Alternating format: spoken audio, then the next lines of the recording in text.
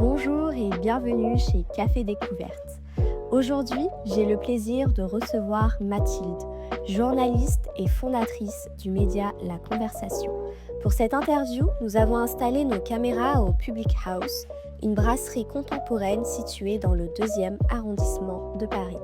À mi-chemin entre pub chic et brasserie parisienne, l'endroit séduit par sa cuisine généreuse, entre fish and chips revisités, tourtes maison et desserts gourmands, ainsi que par son bar à cocktail reconnu pour ses créations audacieuses et soignées. Prenez place, détendez-vous et laissez-vous surprendre. Hello, c'est Kina, ça va? Ça va et toi? T'es content d'être ici? Absolument, merci beaucoup. On se fait un petit chin À Café Découverte. Donc, on est ici aujourd'hui pour parler de toi. Oui. Raconte-moi un peu qui tu es, d'où tu viens. Je suis Mathilde Allais, je suis journaliste dans le domaine de la culture et plus particulièrement du cinéma. Et je suis également réalisatrice, donc j'aime beaucoup mener de front à la fois des projets journalistiques et artistiques. Incroyable. On va parler un peu de ton enfance et Oui. tes origines. Oui. Tu as été adoptée très jeune. En quoi cette expérience t'a façonné ta perception du monde, ton enfance? Comment tu l'as vécu? Complètement. C'est vrai que quand tu as un enfant adopté, forcément, tu appréhendes le monde par le biais de cet abandon, on va dire, que tu as eu en étant bébé. Et forcément, tu vas porter ça un peu toute ta vie en toi. Donc, je pense que c'est un parcours qui est difficile, complexe, semé d'embûches, parce qu'évidemment, on a un rapport au monde qui est plus fragile, peut-être plus sensible. Et c'est vrai que par contre, ça m'a apporté effectivement une certaine maturité, une force. Je me suis relevée de beaucoup d'épreuves et donc je pense qu'il y a une forme de résilience qui est née de ça et qui est très importante pour moi aujourd'hui. Comment tu l'as vécu quand tu étais enfant? Comment tu t'es sentie Je me suis toujours sentie, on va dire, un petit peu différente parce que effectivement, tout de suite, je posais des questions sur qui étaient mes parents, sur le rapport au monde. J'étais quand même un peu plus mature que les jeunes de mon âge, donc forcément, on suscite à la fois l'interrogation, parfois même le rejet, parce que la société a tendance à rejeter un peu ce qui est différent, alors qu'en fait, cette différence, on devrait plutôt la nourrir. Donc, je dirais que et la transformer en force? complètement. Et je dirais que c'est une épreuve qui a été compliquée tout au long de mon adolescence. Et c'est vraiment peut-être qu'à l'âge adulte, tout doucement, que j'arrive à en faire une force. En grandissant, comment tu as vécu le fait d'avoir été adoptée? Le sentiment que tu as pu avoir? J'ai eu un sentiment quand même assez de solitude parce qu'on n'aide vraiment pas les enfants adoptés au sein de cette société. Je m'engage que moi, mais c'est vrai que j'ai peut-être manqué d'un certain accompagnement, d'un certain cadre. Donc c'est peut-être ça que je pourrais effectivement dénoncer, c'est la solitude dans laquelle on se trouve et aucune quasiment représentation sur laquelle on peut éventuellement s'identifier. Je sais qu'il y a Amandine Gay qui a initié un documentaire, mais c'est vrai que à part ça, je me suis sentie très seule en fait par rapport à ça. Et puis moi, j'avais pas de frères et sœurs, donc je n'avais aucune personne à qui partager mon histoire. Et puis même si on la partage, il y a beaucoup de gens qui ne comprennent pas forcément la douleur que c'est de ne pas connaître ses racines. Et en même temps, c'est un élément et un événement fondateur de mon existence que je peux pas négliger en fait. Ça fait partie de moi, mais De ton histoire? complètement. Et j'ai eu l'impression que mon entourage et les personnes qui connaissent, etc., mon travail, ont vraiment pris conscience quand j'ai pris, on va dire, haut et fort la parole et que j'en ai parlé. Et là, c'est comme si les gens avaient un peu compris, peut-être un peu plus de ma personnalité. Et on m'avait un peu plus comprise, en fait. Et à quel point, finalement, c'était pas négligeable et que oui, c'était important de me prendre en considération. Bien Parce sûr. que quand on est face à un enfant adopté, il y a des choses qu'on peut peut-être pas comprendre, qui sont quasiment en lui, quoi, et qu'on peut malheureusement pas atténuer ou même enlever, quoi. C'est Ça en toi, c'est ouais, quelque c'est chose, ancré ouais, c'est ancré, c'est ça. complètement. C'est difficile d'avancer et de savoir où on va quand vraiment on sait pas d'où on vient. Ça, c'est vraiment Connaître tes origines, complètement, connaître, en fait. Et puis l'idée même d'être né d'un abandon, toute sa vie, on va être confronté au fait qu'on ne se sent pas légitime, qu'on ne nous aime pas. On a évidemment peur de l'abandon, donc quelque part, je crois qu'on fait tout pour le provoquer aussi, oui. voir l'amour que nous portent les autres. Donc ça peut, je pense que ça peut dérouter et ça peut rendre les relations amicales ou amoureuses beaucoup plus complexes. Maintenant, j'ai essayé de mettre en place, on va dire, des solutions un peu concrètes pour retrouver mes origines. Mais encore une fois, c'est une histoire d'être tout seul. Et c'est vrai que là, j'ai eu la chance de croiser une personne notamment qui a été adoptée et qui, à son niveau, m'aide voilà, quand il y a des moments un peu forts, quand il faut faire un test ADN, qui me donne l'impulsion. Et c'est vrai que d'avoir le regard aussi de gens qui ont quelques années de plus et qui sont dans la même situation que vous, c'est une note d'espoir aussi, je trouve, Oui, sur l'après. c'est Un ça. possible apaisement, en fait, envers soi-même et envers finalement le monde qui nous entoure. Ouais. Tu évoques souvent le fait que ta détresse n'a pas été entendue dans ton environnement familial. Peux-tu nous expliquer ce que tu aurais eu besoin de recevoir à ce moment-là? Je dirais peut-être davantage d'écoute. On a tendance à minimiser les épreuves par lesquelles on passe. Moi, j'ai eu une adolescence très compliquée. Je ne souhaite pas particulièrement évoquer mes parents parce que c'est très personnel et j'en avais déjà suffisamment parlé. Mais en tout cas, ce que je peux dire, c'est que j'ai eu à un moment une vraie détresse. Ni la société, ni la famille au sens large n'a eu une quelconque considération à l'égard de ça. Donc oui, je trouve que encore une fois, ça rejoint cette idée de la solitude et que j'ai pour autant essayé vraiment d'exprimer ma détresse où je le pouvais. Et ni les professeurs, ni l'environnement familial y a prêté attention et pensait simplement que c'était des problèmes d'adolescente, alors que c'était beaucoup plus profond que ça, malheureusement. Beaucoup Ouais. plus, ouais, beaucoup plus intense et Beaucoup plus c'est intense et je pense que la société est complètement dépourvue de solutions parce que totalement. j'avais exprimé ma détresse à l'école et c'est vrai que tout de suite, Personne t'entendait, personne, c'était trop compliqué pour eux. C'est-à-dire que, pourtant c'était leur rôle. mais comme j'exprimais ma détresse, on va dire, de façon très forte et très prenante, Tu étais une enfant. j'étais une jeune fille Oui, et jeune fille, mais ce que je veux dire, tu étais pas une adulte de 30 ans, complètement. tu vois ce que je veux dire? Ouais, Et le rôle de l'adulte, mais en c'est fait, j'ai de remarqué que la société va préférer étouffer une oui, personne qui pose problème c'est et ça, privilégier le groupe, toujours. exactement. Et ça, ouais, je l'ai dénoncé parce que il y a beaucoup de jeunes, malheureusement, qui parfois perdent la vie aussi Ouais, par dû le à ce qui se harcèlement passe, scolaire aussi, notamment avec le harcèlement. Et il y a qui n'est beaucoup pas entendu. il y a beaucoup de familles qui ont mis des alarmes et qui ont alerté de la situation. Et il y a des familles qui pleurent encore leur enfant aujourd'hui. Donc, je pense que l'éducation nationale doit remettre en cause un peu ses fonctionnements et l'approche des professeurs vis-à-vis de la détresse des enfants qui Des sont des enfants, enfants oui. à la fois de la République, mais qui sont des enfants universels Mmh. et c'est important de prêter attention. Aujourd'hui, tu portes le projet de créer une association pour les enfants adoptés et nés sous X. Quelles blessures ou expériences personnelles nourrissent cette envie de t'engager et qu'aimerais-tu changer pour les générations futures? J'avais eu cette idée suite en fait donc à ma prise de parole par rapport à mon histoire, en me disant mais en fait je rêve d'un lieu parce qu'en fait il n'existe pas vraiment de lieu où les enfants adoptés peuvent ne serait-ce que se réunir et, euh, et vivre un petit peu ensemble. Donc j'avais eu même l'idée effectivement d'une maison où les enfants adoptés pourraient venir gratuitement et suivre à la fois des séances de psychothérapie, des séances de groupe. Enfin, Incroyable. j'ai eu l'idée d'une maison comme ça. Mais let's go, Et en fait, l'enfant! elle a pris un peu vie sous forme un peu de collectif. Et j'ai essayé, on va dire, de mobiliser des personnalités publiques qui étaient concernées par l'adoption. Et en fait, il y en a beaucoup qui n'ont pas donné suite. En fait, ça m'a fait tout simplement comprendre que peut-être je n'avais pas encore, peut-être encore toute l'énergie pour mener à bien ce projet parce que je mène surtout ma carrière en premier. Mais c'est vrai que oui, c'est un projet qui me tient à cœur, mais qui doit, je pense, être créé avec beaucoup de personnes qui se Beaucoup de mobilisent personnes. et j'ai été un peu déçue de ne pas le voir grandir et le voir naître, mais en même temps, je me dis que c'était Il est aussi jamais peut-être trop pas le tard. moment. C'est ça. De toute façon, moi, j'ai déjà un nom, j'avais déjà une identité, j'avais déjà tout ça. Et puis peut-être quand moi-même, j'aurais réglé mon histoire, peut-être qu'à ce moment-là, je pourrais aider les gens.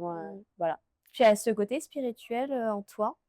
Je dirais que j'ai un côté spirituel. Je crois beaucoup, on va dire, aux Énergie. énergies. Ouais.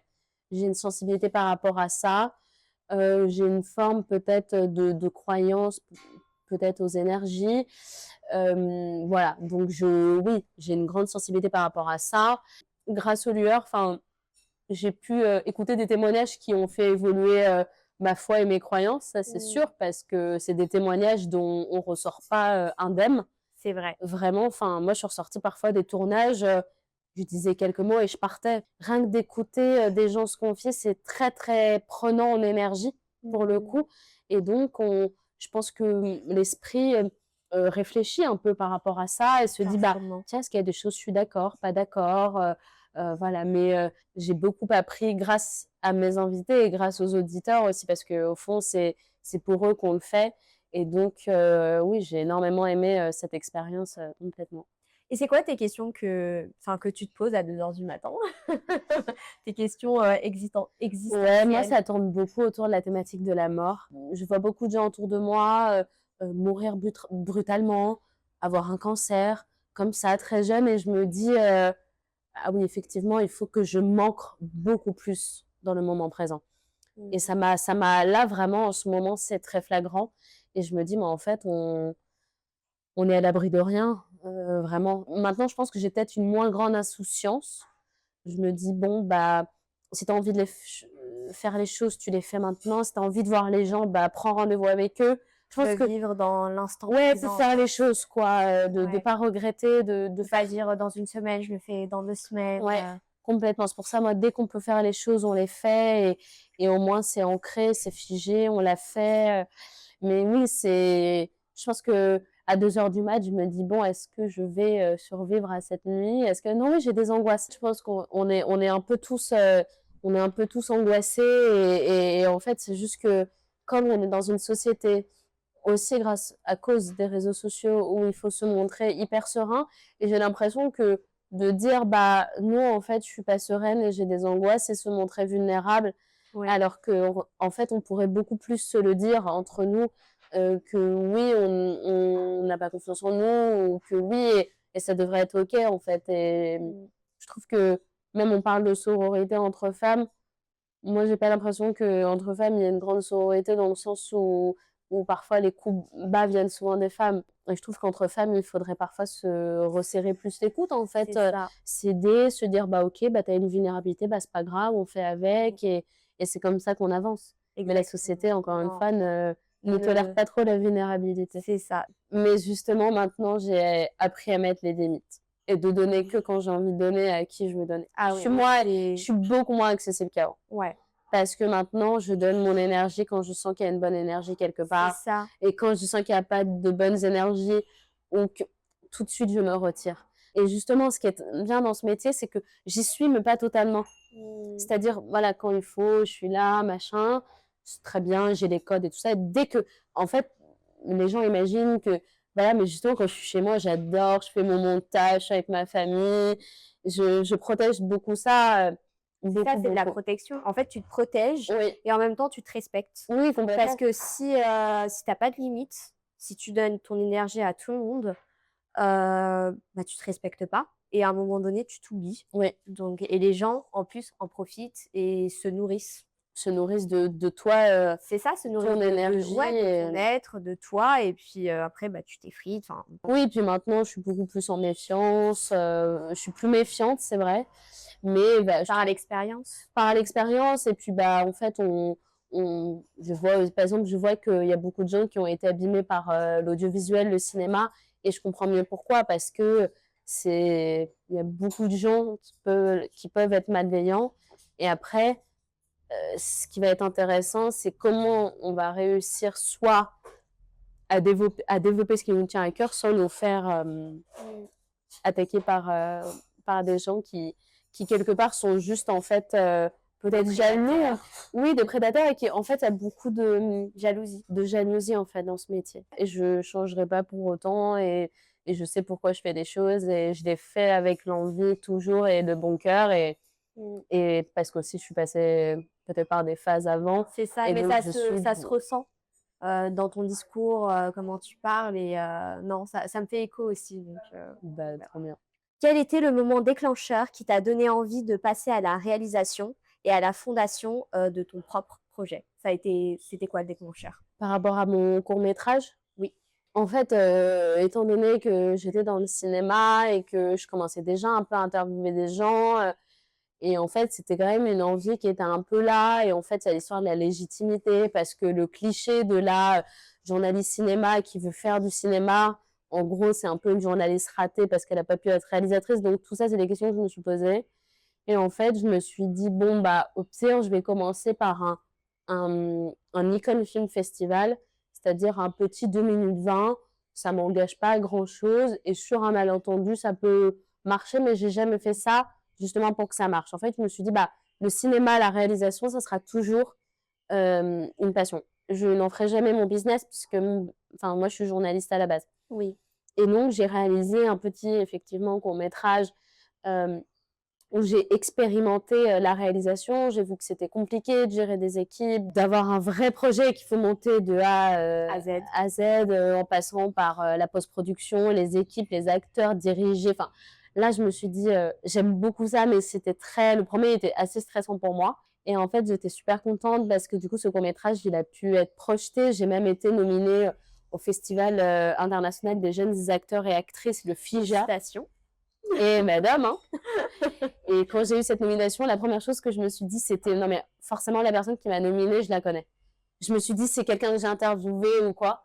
En fait, je ne pouvais pas croire qu'on m'avait prise juste Oui. pour le film, tu vois, de 2 minutes 20. Et en fait, il s'avérait que non. Et on ne se connaissait pas du tout. Et donc, mon court-métrage a été projeté au Halles, enfin, Ça devait être devant incroyable. tout le monde. J'étais là, j'avais mon cœur qui battait quand le film il passait. Je me suis dit, mais on va rien comprendre parce que moi, c'est sans parole.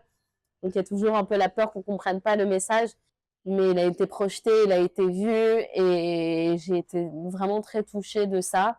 Et là, je suis en train de préparer un peu le deuxième. Voilà. Oh! Est-ce que Petit tu peux nous exclu. donner des petites, Ah, je peux pas dire grand-chose parce que c'est en train de voilà, mais un je mot, juste un mot? un mot, adoption. OK. Voilà. Donc Retenez adoption.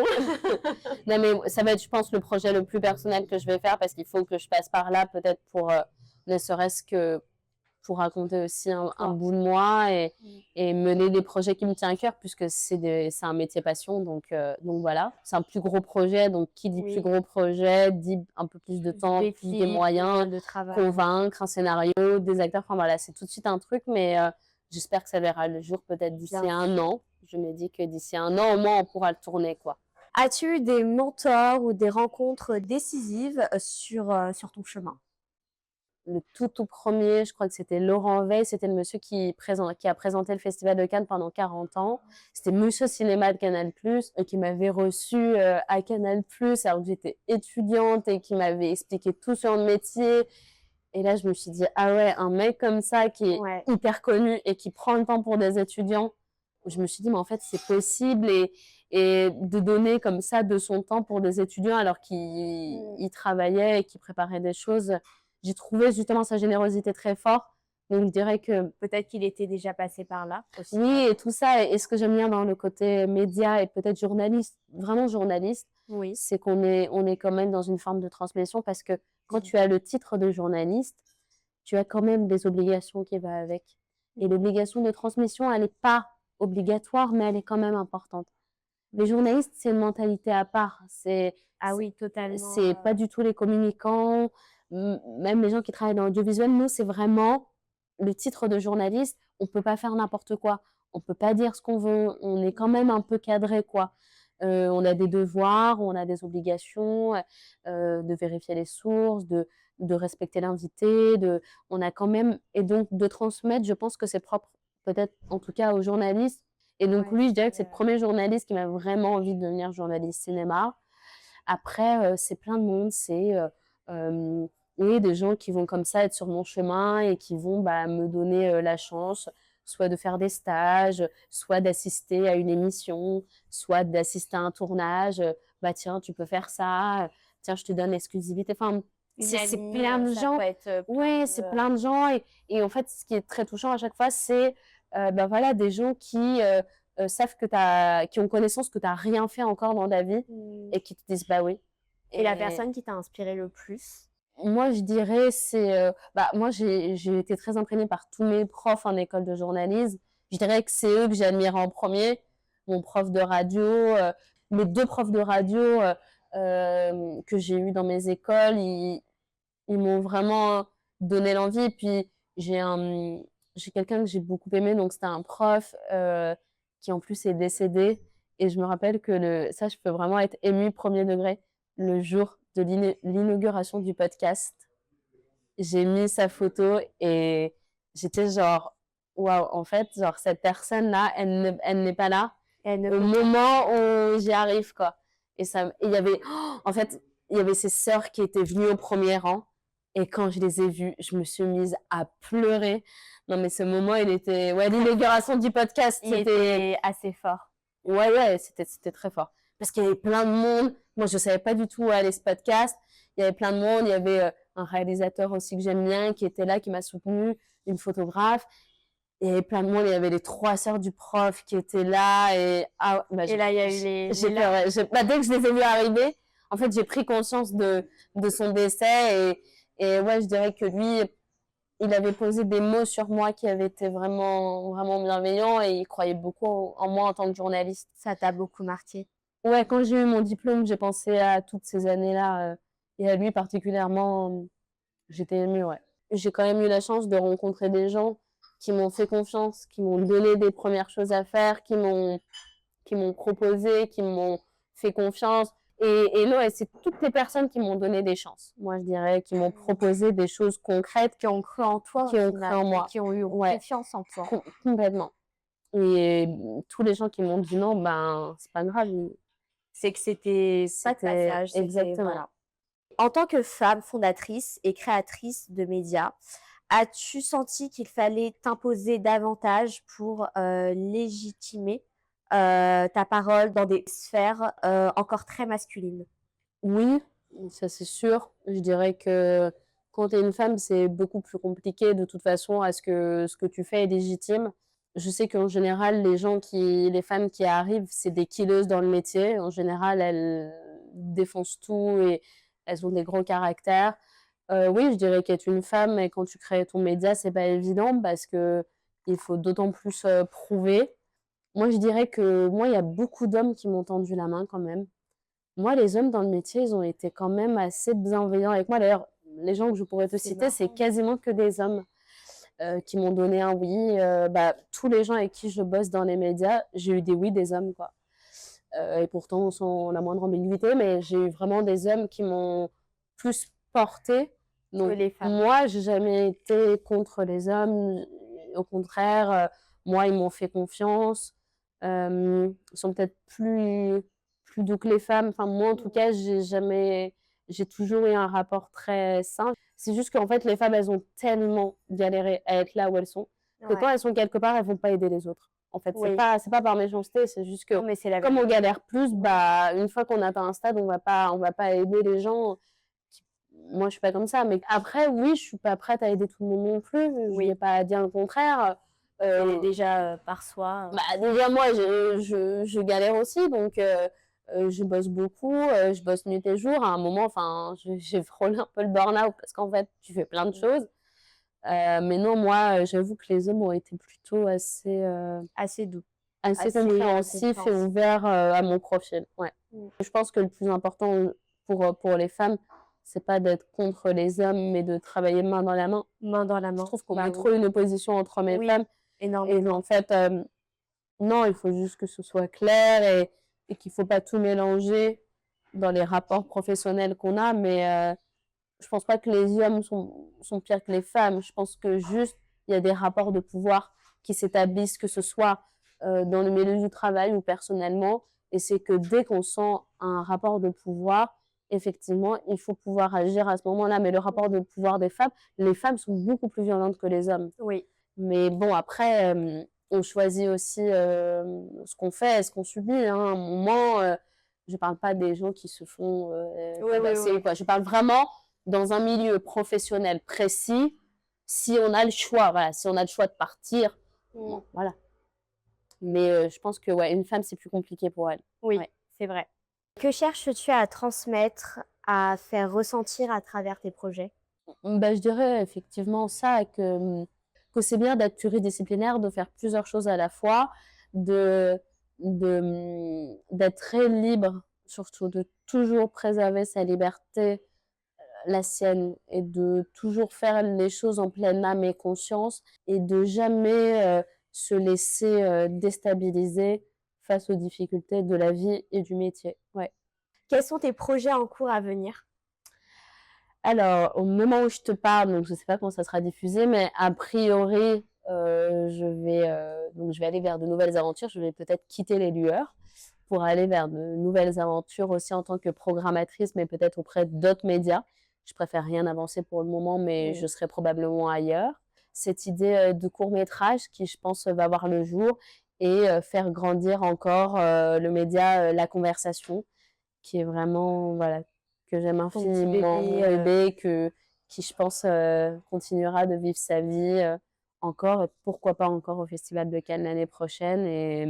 Et donc ouais, l'idée c'est de mener à bien mes projets artistiques, et de prendre aussi du temps pour moi. Je pense que c'est important de se retrouver soi et d'aspirer à des choses plus simples. Ok, on arrive à la dernière question. Si tu devais offrir un conseil à une jeune femme qui souhaite prendre la parole ou créer sa propre structure, quel serait-il?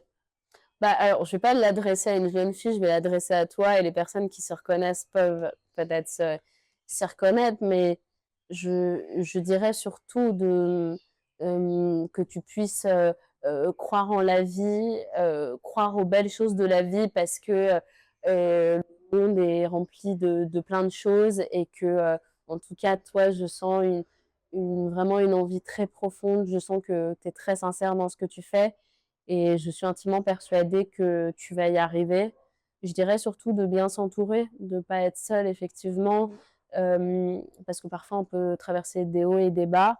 Et je dirais surtout cultiver ta sensibilité, qui peut être une force, parce que même si parfois c'est compliqué de gérer les émotions, C'est je vrai. pense que justement tu peux plaire par ça, et tu peux justement beaucoup plus toucher les gens en étant authentique. Et moi, en tout cas, aujourd'hui, j'ai vu une très belle personne, et je pense que tu peux aller vraiment loin. Merci à toi. Ben non, Merci d'être venue à Café Découverte. Franchement, ça m'a fait énormément plaisir que tu sois là, et tu nous racontes un peu qui tu es, de te découvrir un peu. N'hésitez pas à suivre les nouvelles aventures chez Café Découverte, et n'hésitez pas à vous abonner. Puis je vous dis à très très vite. On vous fait des bisous. Ciao. À très vite. À très vite. Ciao.